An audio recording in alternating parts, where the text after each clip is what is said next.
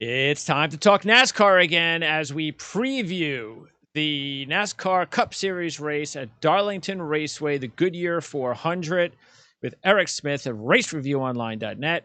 And Eric, Darlington, typically one of the boring racetracks in the series because you just can't pass after, let's just say there's a caution and you come out second, third, or fourth, you are screwed, or at least that was normally the case. We got a new car, so we'll see how that goes. But the high line is just the dominating part of the track. And if you are not in that position on a restart, you're not passing. As a matter of fact, the decisions on these restarts will be interesting to find out. If you're second, would you rather be third? Yep, the high line, but it will be interesting to see because this new car, less downforce, more horsepower, could change things. Because oddly enough, the Xfinity race over the last few years has been better than the Cup race because the Xfinity race prior to this year, they had more horsepower. So now they got the other cars though, right now? So now they're going to be boring? Xfinity, well, no, the Xfinity hasn't changed. Oh, they haven't? Okay. But no, it's the same thing. But like last year, it's one of my burning questions this week. Will Sunday's race be better than years past? There was only 18 lead changes and 501 miles of racing in the Southern 500 the last 2 years combined. The Xfinity race and 200 miles of fewer action, 17, 13, 19. Wow. They almost had as many lead changes in each race and 200 less miles than the Cup guys did in 2 years combined. But that's because they raced during the day. They usually race in the afternoons in Darlington, and they had less downforce, which means if you're riding around the wall, you're sliding it in there. It's like you're on ice. So you're throttling. You're just feathering the throttle a lot. The Cup guys had so much downforce and less horsepower. Riding the high line, they were stuck. There was no slider. It was just like, that's the fastest way around, and you're stuck up there. So it's hard to pass somebody that has enough grip, that they've got all the momentum. So the only way to pass them is to go low, but you have to build momentum. You're hoping the guy would slide a little bit and lift, and while you've got the momentum, slide in front of him. Well, how can he do that if the guy up top has all the momentum and is not slowing? So I'll be curious if this new car changes that. We've seen a lot of spins in practice, a lot of race. I mean, you got guys like Larson and Hamlin and those guys spinning in a race. Maybe Darlington can provide that. So we'll see then with this new race car. Can you compare any of the other races that we've already had? Because normally in the past, it used to be the most similar to Atlanta and Homestead. Forget Atlanta now. So is Homestead still, but again, we haven't seen Homestead yet. So this season, any track that we could maybe... Oddly enough, I'd say Richmond, just because Richmond, we saw the tire fall off and you had to manage your tires. And that's a veteran. And that's one of my other five burning questions. Is this a grown-up race? Because back in April in Richmond, that's what guys are talking about. This is more of a grown-up race. Prior to that, 12 straight races were won by a driver under the age of 30. That race, 41-year-old Denny Hamlin beat 46-year-old Kevin Harvick, and 41-year-old Martin Truex Jr. was third. And Hamlin talked about afterwards, it was a grown-up race. Him and Harvick have experience of how to save the tires, how to not burn them up. We've seen these young kids come in, and they're fast. They burn the tires up. It's different. You've got to learn not to be, you can be fast for a short period of time, but if you're too fast, your tires burn off and you fade. Those guys, that's why they rose to the top in Richmond. So I feel like Darlington, we know that's how it's going to be. This might be a veteran race. It might favor those guys. And you saw what they did at Richmond, and you look at what they've done at Darlington. Hamlin, Harvick, and Truex, they were 3 of the top 4 at Richmond. If you combine them, they've won the last 5 races at Darlington, including 7 of the last 9. So that's why. And 8 out of the last 11. And 8 of the last 11. So if you look at those guys, and they were good at Richmond, and the tire fall off, I look at them to be strong again this weekend in Darlington.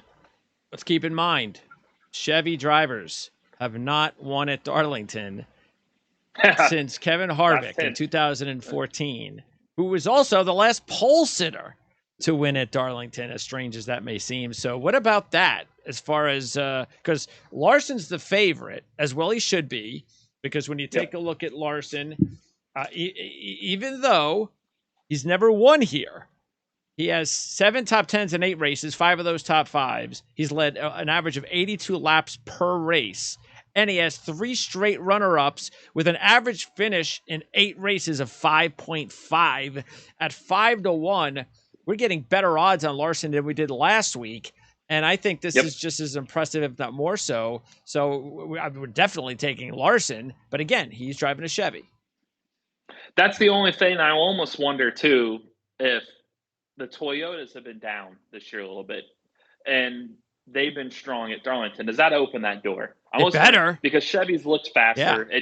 Because I went Chevy heavy, oddly enough. But, yeah, I mean, with 3 straight runner-ups, and he's got 4 top 6 finishes in his last 5 weeks on the season, too. I'm like, that for 5-1, I feel like if this was last year, that number probably 2 or 3 to 1. So you're kind of doubling your odds for the same guy. And let's be honest, too, this track, if it runs like we're saying, less grip up top, who's the best dirt racer in the game right now? Kyle Larson. That'll run like a dirt track. So I trust him. So you're kind of getting him at 5-1 for that. It's like you better get it now.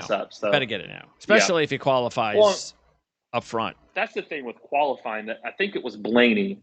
It was Blaney when he won the pole at Richmond, and he mentioned like, "Oh, does this change because you've never been good at Richmond before?" And this is why instantly when he said this quote, I'm like, we faded him already, but I'm like, fade even farther. And he made a good point. Qualifying at tracks like Richmond and Darlington and like the age, it's not about saving your tires. Exactly. That's more about fast. Yep. You're only trying to run 1 or 2 laps. You can have all the speed in the world. Then it's on the race, you can't attack like the track like you do in qualifying. So I think that's why the pole winner isn't necessarily the race winner at these tracks, because you could be fast on 1 or 2 laps. It's about, in the race, it's about being fast over several consecutive laps. What about practice? I don't know if there's a whole lot with only 20 minutes that we're going to really learn, other than because you can't make a lot of changes. It's an impound race. So, and plus it's in the morning. So the track's going to have naturally more grip in the morning than it's going to have during the race. Also, you're going to have a lot of Goodyear rubber from the Xfinity race. I haven't looked at the weather forecast, I should say, because if you're going to have a lot of rubber on the track from the Xfinity race the day before. So I don't know if it rains, it washes it all away. But I just don't see in 20 minutes of practice how we're really going to see a whole lot to learn from what we're already seeing based off our odds. Do we even look at practice anymore as a handicapping tool? Because just look at last week. Austin Cindric was fastest, with AJ Allmendinger, Justin Haley in the top 3. Ryan Preece was 6th. I mean, what? And it just doesn't make it. Usually in practice in the old days, and I'm just talking about 3 years ago, it used to be, okay, you know, even if you started off, it would be 2 or 3 practices, and then maybe you start off 10th and made your way to 5th and 2nd, because that means you were improving each time out, and that's where you could find, you know, okay, that's a good driver, that's the one to keep in mind. So there were strategies of how to look at practice. Oh, how are the 10-lap averages and all that kind of stuff. I don't know. You look at practices now, and it doesn't seem to make any sense anymore. No, because like in the past, like you said, I used to not look at. I look at the single lap speed naturally. But all the drivers would say, like, hey, look, we don't pay attention to that within the team, within the garage. Because if you have single lap, a race isn't 1 lap. A race is 300, 400, 500 laps. So 1 lap doesn't, anybody can be fast on 1 lap. I always looked at the 5 lap, the 10 lap, the 15 lap, and the 20 lap averages. If you had the similar drivers, you could start weeding guys out. Like, oh, this guy doesn't fall off much from 5 to 10 to 15 to 20. So he's going to be good on long run. Oh, and he's also in the top 10 of the single. So he has short run and long. You kind of know. Or, hey, he's got good long run pace, but he's not necessarily good on the short run pace. But this race features a lot of late race restarts. Well, we're not going to have a long run, so I might look at. So you can strategize your way through it. We don't have that luxury now. In 20 minutes, you're not really going to run. Because if you're on the track running 15, 20 lap averages, you're not in the pits making changes. Yep. So it's like, it's a catch-22. I think a lot of the drivers now are to the point, just what's the point? Let's just eliminate it. Because you know quickly That's why it's hard to tell in the speed charts. Let's say a guy ran quick, but they may know my car. I don't have a good enough car. I need these adjustments. But it's an impound race because once we go from practice, we go right into qualifying, and it's the car is impounded. We can't touch it, so you can't make any major changes, anyways. So really, why did they do this? Why did they learn. shorten the practice times? Just to give them some like a shakedown almost. Let's just make sure there's no leaks. Your engine's because you would know early. Oh, my engine. I might need to change an engine or a gearbox. Oh, so it's just like so really, it's not anywhere nearly supposed to be about the way it used to be. It's just for that reason. Let's just go out there for a few laps and just make sure that nothing falls off. Yeah, let's confirm of what our simulation said, and that's why I said in the next couple of years. And I think the other reason we're having practice right now is because it's the next gen. It's the new car. We've not had it on these tracks before, so let's see what it can do. But in the next year or two, do we really need practice? It's not doing anything. Once we get the next gen car, you could go right. I mean, we saw at Talladega, they didn't practice or qualify at all, or they qualified. But yeah. Nor should they. I would venture to say, I think they do it to give fans something to do the day before. But I think you can go right back to now that we've had the car on track. We don't need it. There's no sense to have it out. It's not. It doesn't. To see practice. 20 minutes doesn't serve you anything. I will say, too, if you go back to the old way as well, they were saying it gives these big teams more track time and more time to figure it out. And if everybody's got their cars feeling good, you're not going to get any passing because everybody already has their car dialed in. So I'm more on the favor of let's just not practice. Let's just line up and go. And this is definitely all – and it has been good for a lot of the more – I think it's helped the racing. It has. It's helped it tremendously. Yeah. So all for it. We'll see, but – yeah, there's nothing I take from practice on race weekend now. Like, oh, I'm going to apply this to my – why? Because we've seen it. There's no rhyme or reason. The practice predicates more for qualifying because you see the guys in the top 12, 15 in practice are usually qualifying in that final round. But we've seen that really doesn't mean a whole lot of anything when it comes to race day. So, no, I don't use it really to handicap much at all. And by the way, 13 of the last 19 winners started outside the top 3 rows at Darlington. Which goes to show the long run pace is what you want rather than the short. So, yeah, you could if there was like a pole betting odds, you might be able to make some money on that. But I've never really seen of who's going to win the pole this weekend because it's not probably going to be your main guy that's probably going to win. Those guys are focused more on long run pace because you got to start with what you qualify. So if you qualify on short run pace, you're probably not going to be good on long run pace. So that's the other reason why. So, yeah, that's why, especially this week, there's really nothing that I'm going to see in practice that's going to change my mind. 3 drivers we all agreed upon. Who are the 3? Larson. Correct. I haven't seen CJ. I saw his email, but I didn't see his picks. I'm going to say Truex. No. I was the only one that said no. Okay. Kyle? No, you're off the Kyle bandwagon. Chastain? No. CJ did not pick Chastain. Really? Okay. That's his guy he picked up too, wasn't it? No, that was me. You picked up. Yeah, he picked Jones. He picked up Jones. Yeah. Harvick? No. CJ did not pick Harvick. Wow. Reddick? No, I did not take Reddick.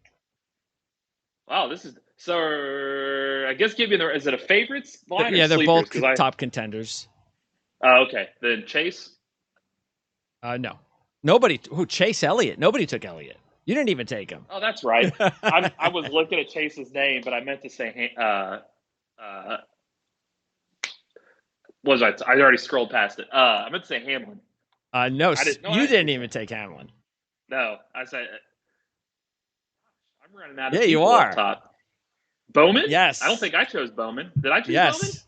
We all took Bowman. Okay, that's the other one. And there's one more. And it wasn't Byron. No. And it wasn't Chastain. And it wasn't Hamlin. Wasn't Kyle. Wasn't Chase. Yes. You said it, but then you said, no, I'm not going to. Oh, it is Kyle. Oh, okay. Because I thought you jumped off the Kyle bandwagon. I did, and then what happened was he should have won last week, possibly. I mean, yesterday, possibly. And if you look at it, he does have 5 straight top 10s now. 2 top 5s and a win. He nearly had 2 wins in that stretch if things would have went right for him. So I am willing now to kind of get back at least another week and roll the dice that maybe. But again, the problem is that just like what happened here, this was the one time though where even though he's having issues in every race, this was not his fault. This was just luck. Yeah. So I'm willing to jump back on for 1 week because I have not taken him for a few weeks basically, and say, all right, I'll give him a week, and not only did I invest in him, he's actually my top investment. Okay, you went back all in on him. I went from not taking him to just jumping all over him and seeing if he can kind of repeat what happened last week, but have better luck. So this could be a good stretch for him. I mean, Kansas, he won that race last year. He's usually good there. The All-Star race is just, that's a potluck. Who knows there? And then you got the 600 he's usually good at. He's got success in Gateway and the trucks, and then Sonoma. So, I mean, you can make a case for Kyle can really keep this momentum going for him for a while, and maybe put his name back in a championship. I mean, you're getting him at 10-1 still. That if these races money on go him. The way they could, it's definitely worth it. Did you guys put money on him this week? I did on my futures. I'm still trying to cash in and build as much as I can on Larson. Oh, okay. Before he goes, because this next. So you just did Larson and Elliott this week. Nobody did Kyle this week. Wow, I'm going to be the only one to put money on Kyle in the futures this week. Okay. I'm just trying it with Larson with where he's at. Was he 4-1? 5 was 4-1, right? So Darlington's good with him. Kansas, he dominated both races last year, and he ended up winning the playoff race. The 600 he dominated. Gateway he could be good at. He won at Sonoma. Then you go to Nashville, he won at. I feel like this, if all goes to what we feel for him too, he can win multiple times. He should. And I bet that number is probably going to go to 2 to 3 to 1 here pretty soon. Probably. So I'm trying to build that bank up with him as much as I can. Because my fear is keep throwing $100 on other guys, but I'm not really gaining much on him. So because if he does that, the other guys are going to stay where they are, and then I build my bank with them. So that's my strategy right now, because that's bit me the last 2 years.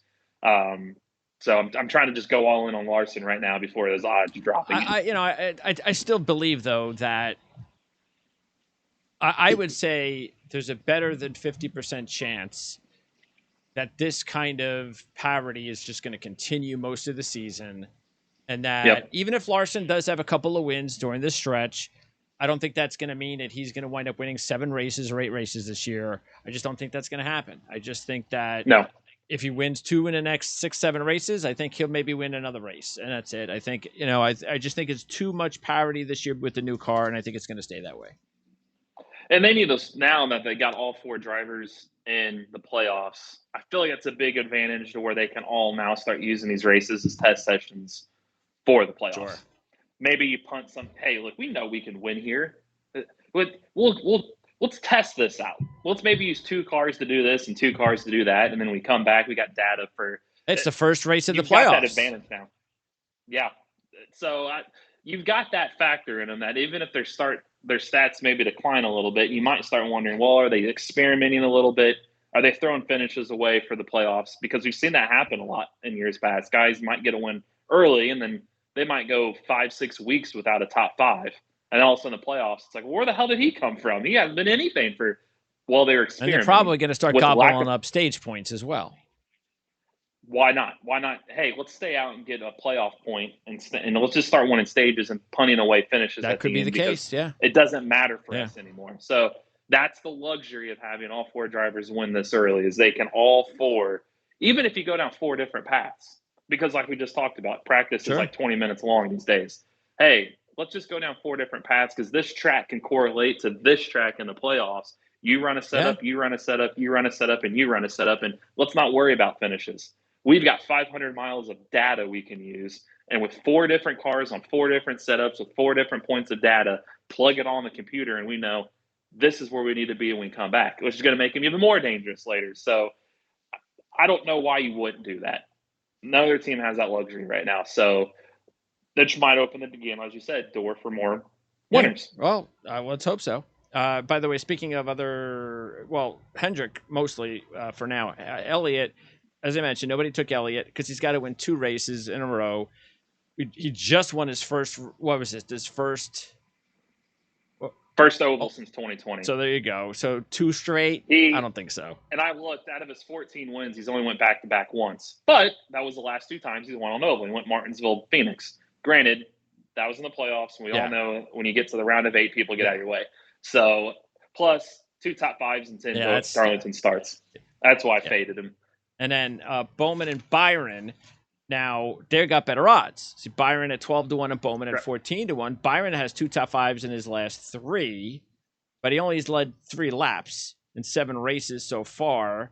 And his last 3 races on the season have not gone well, whereas Bowman has 2 top 10s and a runner-up in his last 5 at Darlington.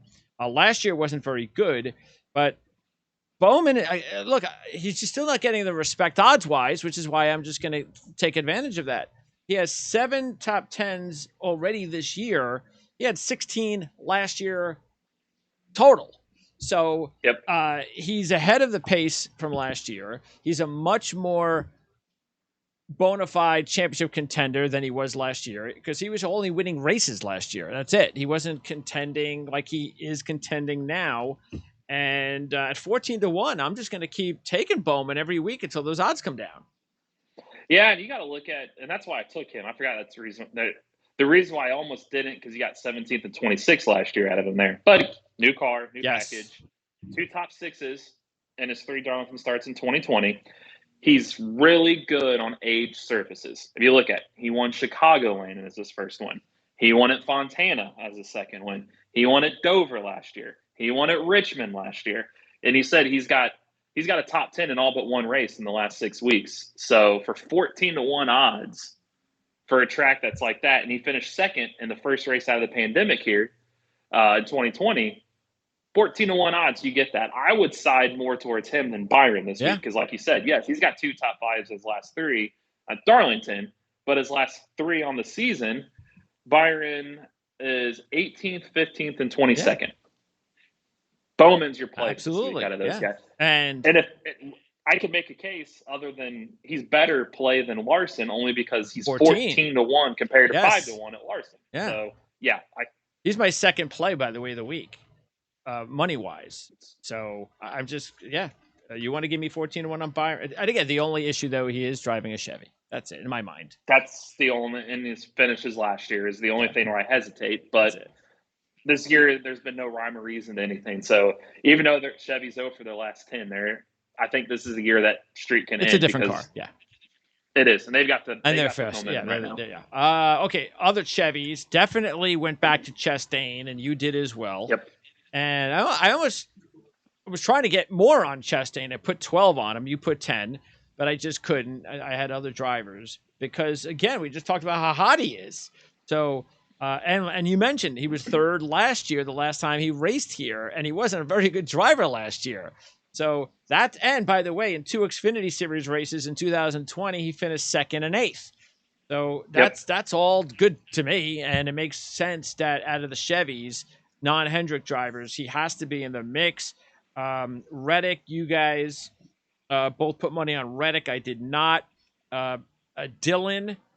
You and I put money on Austin Dillon, and at 30-1, why not? He's got a good combination of at this track, Xfinity Cup, and the way he's racing this season. So again, another Chevy driver with odds that are worth it, and so is Eric Jones. Why not? At 40-1, Eric Jones has done well on this racetrack, including a win back in 2019. Yeah, he was a no-brainer. And, and RCR. Reddick, we've all mentioned his best tracks are like this. Homestead, Atlanta. Like, those are when he's had aged surfaces. Especially he can run near the wall. Well, he's 20-1, and he's had a good season. Austin Dillon, I mean, you get a really good odds for him for a guy that had 2 top 5s, and one of them a runner-up in 2020 at Darlington, 4 top 11s in his last 6 at Darlington. Plus, on the season, RCR, they've scored 4 top 5s in the last 6 races combined between the two, 3 of the last 4 weeks, one of them between Dillon or Reddick has finished second or third. And you can get him right now at 20 or 30 to 1 odds on a track that they're really good at. So I'm like, okay, let's roll their way. Another one I was looking at was, again, his odds are right back there with him, is a Suarez. He's pretty good at Darlington in the Xfinity Series. Granted, he's backing his way in right now. He doesn't have a top 10 in his last 6. Yep, but he's Chastain's teammate, and you get him at 30, 40 to 1, something like that. So I'm like, you could spare a couple bucks his way. But between Reddick, Dillon, Suarez, Jones, those 4, are they going to win? Who knows? It'll be tough. Better chance this year, or at least this year, we do go. Who knows? Yep. And last year, years past. If this was years past, I would have went heavy on probably the Hendrick guys because they've got more speed. But anything can happen. You get them for good odds, so why not? And then the Toyotas, again, because when you're looking at the Toyotas at this racetrack, this is where they've been really strong, 7 of the last 10. And so if they're going to try to get back into this season, they have got to perform well this week. If they don't, that's not a good sign, including Truex and Hamlin, because as you mentioned, the 2 of those, along with Harvick, again, we talked about 8 of the last 11. Those 3 have won, and Truex and Hamlin swept last year. I just didn't take the defending champ Truex because not just because of what happened at the end of the race last week. There's still something missing from Truex so far as I'm concerned. But he led 248 laps in the win last year. He also led 196 laps in the fall race in 2020. So he's been really strong here the last 3 races. And Hamlin, he's been really good here, like really good. 3 wins in the last 8, 4 wins total, 11 top 5s in 19 races, 5th and 1st last year. But once again, when you only have 1 top 10 on the season, and he gets screwed up yesterday again, it's like these are 2 guys that I just can't. I have other options that I'd just rather go with. Same. That's the only reason I went at those 2, and I'm like, well, I got to at least not lose money if one of them wins. And I felt Hamlin just has terrible luck at a track that is called the Lady in Black. I mean, it bites you. I just don't like that. But he's got good. I mean, 8 to 1, and you get him. The guy that won Richmond on a track that's similar, that's going to run. I just feel like bad luck's going to get him. And so I went Truex's way to I got some money left that I don't. If one of them wins, I want to lose all 100. At least I can soften the blow. And Truex, I mean, out of the last 6 stages at Darlington, he's won 4 of them. 200, like you said, 248 laps led in this race last year. Something like that. Is he going to be that? Do I think either of them will win? No. I mean, I just don't feel like either are ready to win. I really don't. I feel like they're good fantasy plays, but in the off chance that one of them does, I feel like it'll be him. So I went Truex's way over it, but I just don't have a good feeling with their luck right now. And then Kyle, we already mentioned, all right, because Kyle, 11th or better in 15 of his last 20, 15 of 20 races at Darlington, with 6 top 5s, a win in 2008, leading 725 laps. And even though he's only led 9 laps in his last 5 races, same thing last week. He had a bad run in the last 5 or 6 races at Dover. Didn't matter, had a good run until the bad luck. Yeah, and then we mentioned how he's racing, and he's 10 to 1. And then the other one that I put money on is Christopher Bell. And if you look at Bell, he is 30 to 1. And he had a solid 4th place finish on Monday, and this was with an issue. He's got 4 top 10s in his last 6 on the season, and he's been okay here. He's got 2 top 15s in 5 races. Really, it's more of just it's Toyota. His odds are 30 to 1. He's coming off a 4th place finish. He's been doing pretty well lately if he can avoid trouble. So I'm going to put a couple of bucks on him. Yeah, and he's a good dirt racer. I almost did. It was hard for me because he didn't have a top 10 ever at Darlington and Cup. It's the only reason I avoided him and went more towards Eric Jones. But if you remember right, Richmond, he was a top 2 car, him and Truex, on a track that's going to run similar. He's a dirt racer, so he can wheel it out by the wall. It just seems like he spins a lot. That's my only factor. It just seems like we're a race that you could spin. That's the only thing. But maybe he's got it corrected. This could be the steal of the century at 30-1 for a guy like that. That the signs are right there. Good at Richmond, good dirt racer. He's got 4 top 7s in his last 6. So we've seen winners that's like CJ's got a couple wins this year with guys. I'm like, why the hell would he pick him?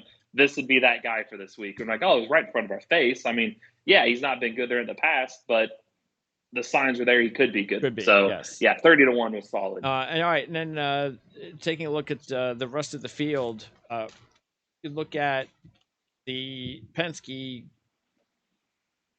duo at this point, and Logano is just not going well right now, and he doesn't have a win at Darlington either. So, and Blaney, as we've mentioned before, starting last week, this was not a good stretch for him, and this is not a good track for Ryan Blaney over his career.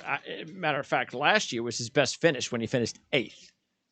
So that's it. This is only top 10 in 10 Darlington starts, and you look at where he's at on the season too. With Love 26 his last 2. Logano's been struggling lately. He's never won there.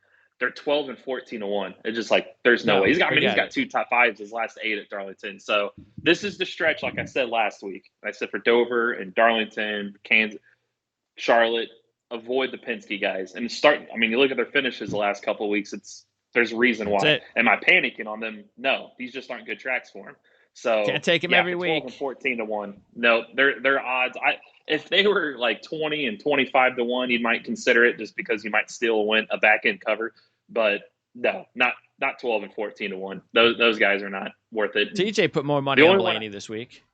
I think he's just doing it because he's waiting to see when Blaney's going to win. Yeah, and if he wins this week, it would be a fluke. Yeah. There's nothing to show that why he would. He just wants another top 10. I'm sure he'd be happy with that. Yeah, and on Blaney, he could get a top 10, but top 5, top 3, I just don't see it this week. Now you got Harvick at 16-1, and Harvick has 12 straight top 10s at Darlington with 10 top 5s, a runner-up, and 3 wins, and that includes an average of 62 laps led a race during that stretch, and he's coming up back-to-back top 10s. But I understand why a little bit of why CJ avoided Harvick. Because we don't see enough top 5s. We're not seeing him leading enough laps. And I agree. This has to be a race where Kevin Harvick maybe leads some laps and finishes in the top 5. Yeah, he's got to do something because this is his get-right track. I mean, this has been since he's joined Stewart-Haas Racing, he's never finished outside the top 10. 8 of the 9 have been in the top 5. And you look at when he was with Richard Childress Racing, he raced at Darlington 16 times. He led 63 laps. In 13 starts with Stewart-Haas, he's led 729 laps at the same track. He just won there a couple of years ago. So he's got, and you remember, Richmond finished 2nd. He was right there. So if this race is a long green flag runs, managing your tires, you're getting a guy that's led 729 laps in his last 13 starts of this track for 16-1. I'd overlook the lack of top 5 this year. I'm like, 16-1. For this track for him, got to take him for those odds. That's why I'd rather go with Harvick over Truex and Hamlin because I'm getting double the odds. Exactly. For a track that is very similar how good they are. Yeah. Yep. Because that's the 3 of them. Those 3 guys are tied together. They are, especially here. And that's where for the Ford camp, that's the guy to watch. And his teammate, though, he hasn't done anything in the last couple of years, but Cole Custer's 200-1. I put a buck on him. I put 2 to what I had to. I mean, he's got 2 top 12s. He does. And 3 and the other one was a crash. He was 11th. Yeah, and he was 11th last year's Southern 500, and he qualifies well. Usually. Last week, of course, he doesn't qualify well. The one year we put money on him. One race he doesn't. And by the way, he does have 3 top 10s, a runner-up, and a win in 3 Xfinity Series races. I'm assuming he must have stole that race because it says he never led a lap. Can you do that? Can you win and not lead a lap? No. I'm trying to remember. I think the first place got DQ'd. Oh. Probably threw the win out. And DQ'd? I think that's what happened. DQ? Disqualified. Oh, from the car? Maybe the car disqualified. Okay. Maybe it's illegal and they moved second place. Hey, now you get the win. But he's good, Custer, basically, bottom line. This is a good track for him. Yeah, you're getting a Stuart Haas, who arguably top 4 team in NASCAR. Stuart Haas. You got Penske, Gibbs, Hendrick, Stuart. I mean, they're a big team. 200 to Yeah. 1 you're giving this guy at a track that's not like he's bad at. So, like, I wount money his way. Yes. Hey, you had to. If you lose, you lose $2. Yeah. If you win, you get 400. Like, yeah. Very big risk reward ratio. Other long shots. I think Kurt Busch is a good fantasy play because even though he's never won with only 4 top 5s in 28 races, he has 6 top 10s in his last 8 with 2 top 5s, and he crashed in this race last year, 6th in the fall race. So at 30 to 1, okay, why not? I'll put a couple of bucks on him. And again, fantasy wise, it's a good play. Yeah, he's definitely one. Another thing to look this week, I got DraftKings up right here. They've got group matchups, which usually I stay away from because sometimes they're just so tight. It's like pick the 1 out of 4. That's good. It just okay. Out of the guys that are going to finish 1, 2, 3, 4, pick the 1. Like there's no rhyme or reason. But this week, I was looking at it, and you get plus good money, all are over plus 200. But Group A, for example, Truex plus 240, Larson plus 240, Hamlin plus 250, Elliott plus 250. A lot of that group, well, as we talked about, wouldn't you pick Larson at plus 240 to finish ahead of Truex, Hamlin, and Elliott? I'm like, well, that's a plus 240. And then I look at Group B, Kyle Busch, Blaney, Byron, and Chastain. Chastain's plus 260. Everybody else is either plus 260 or plus 230. Chastain's beat Kyle Busch across the finish line in 3 of the last 4 weeks on the season. He was 3rd at this race last year. Byron, we talked about, got no top 10s in his last 3 races. Blaney doesn't even have a top 5. So it's like plus 260, plus 240. Okay. And then you look at Group D, Suarez, who we talked about, no top 10s his last 6. Christopher Bell, we know he could there, but he's never had a top 10 at Darlington. Kurt Busch is reeling a little bit on the season. 5 finishes outside the top 16 in his last 6, 4 30th or worse. And Austin Dillon is plus 280, the worst of that group. To finish ahead of them, I'm like, well, wait a minute. You could parlay all 3 of those and get over plus 700 odds. Oh. Just if you do Group 1. That's not a bad idea. No, so I would look at right now before qualifying, that group betting. Right now, I'm looking at it on DraftKings right now. If you want to group bet some guys and pick the winner at it, it's hard to pick the guy to cross the finish line first out of 4 because it's like it doesn't matter when. At least if win, you get multiple guys, you get the guy to win. Usually these guys are grouped together. Like if you get a normal race and put Elliott, Larson, Hamlin, Truex, and say pick the guy, how are you going to do that? That's tough. But you look at this track and look at the season. Yeah, Larson can stand out there. Austin Dillon can for not just like plus 110. I mean, you're talking almost plus 240. Yeah, you're almost getting 3 to 1, and you parlay them together, and you're almost getting 10 to 1 for them. Sure. So yeah, definitely not a bad idea. To watch this week. Briscoe's at 40 to 1. He's got a win in the Xfinity Series. Buescher, 9th in both races last year. Pole last week, 8th on Monday last week. So he would be interesting, but just not enough money to go around. And again, Stenhouse, 2nd on Monday. Who knows where that came from? He's 80 to 1. Let's see. And pretty much mentioned everybody else. Haley finished. Haley had a pretty good run. We don't really talk about Haley on this show. What kind of a driver is he? He's a good driver, really good on super speedways, but with colleague, a first-year team, it'd be hard for him, I think, to win. He's good at Darlington. He could be good here, but I just don't see Darlington, of all places, them picking up their first win. This is a track that, again, favors veterans. It's definitely going to be one that I feel like is hard for him to win. Is Harrison Burton the most disappointing young driver this year? Yeah, I don't know what to make out of him. He's had some bad luck. I mean, Daytona, he was flipped, but it wasn't his fault. Keselowski pushed him out of the way. But, yeah, I mean, you look at what Matt DiBenedetto did in that car last year. Granted, we're comparing apples to oranges with 2 different cars. But, yeah, he is not performing. I mean, he's pulled up right here. He's 31st in points. No top 15s at all. So that's not going to get it done. I mean, Keselowski had a 100-point penalty, and he's ahead of him in points. I mean, he took 100 points away from him, and he's still ahead of him. I mean, Todd Gilliland is right now ahead of him, and he's with Front Row Motorsports, and he's still ahead of him in points. So, yeah, Burton, I wasn't expecting him to be this far off, but different car. So what we'll is see. what is DiBenedetto doing right now? Truck Series Oh, with small teams. So I don't know. Well, it's a small team there. so he's just waiting for another Cup ride. Yep. Which I don't know what happened now with everybody going youth. I don't think he'll get a top ride. It's unfortunate. All right. So again, racereviewonline.net. So check that out because you already. When do you post the preview? Tomorrow. Which is Tomorrow, Wednesday. Everything will be up tomorrow. Yep. Okay. Yep. Wednesday. So Wednesday, the preview will be up there for the Goodyear 400, and also you're going to have anything up there for the Miami F1 race? Probably not. I don't really cover F1 much on the site, so probably not. We'll do something on F1 crazy. at some point. Yeah, at some point we will. Things are just a little busy at this point. When's the next race in the States? For F1? Past this one? Like October. October. Yeah. So they don't come back into the U.S. until October. Okay. Yeah. Where is that? Texas or Vegas? Texas. Vegas is next year. Oh, yeah. So there's only 2 this year in the States. Only 2 this year. Yep.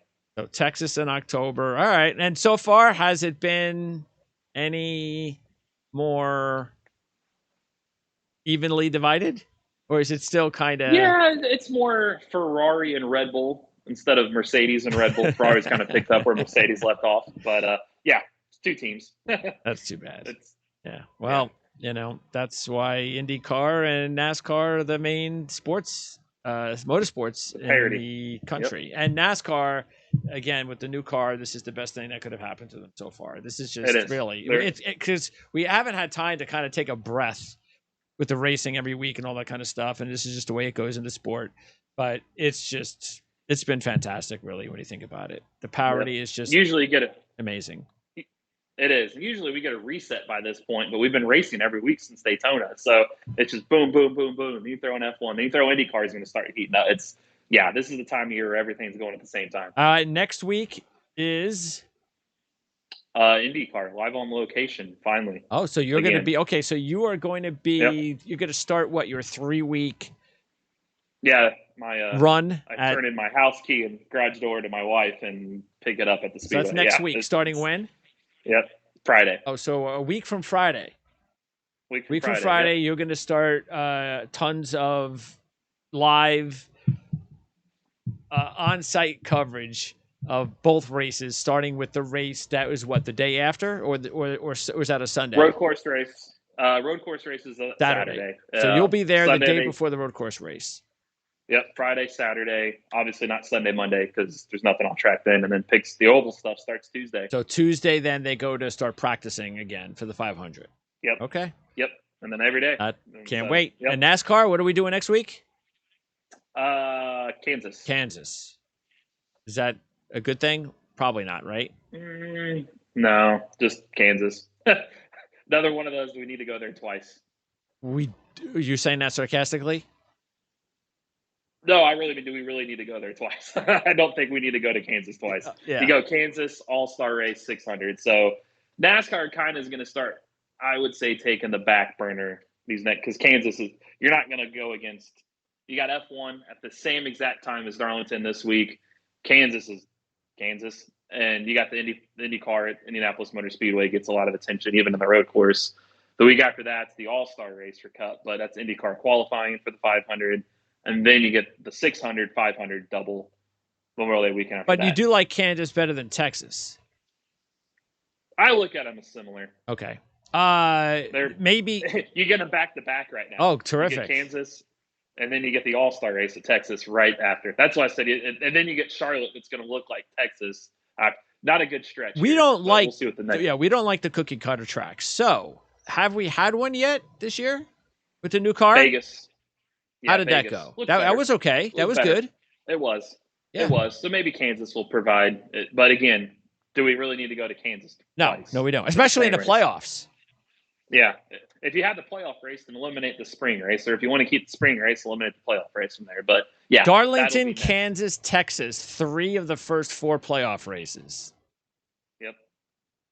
At least Bristol's in the middle of that. That's my takeaway is look at these last 3 races. What's this week? Darlington, Kansas. Darlington. What's next week?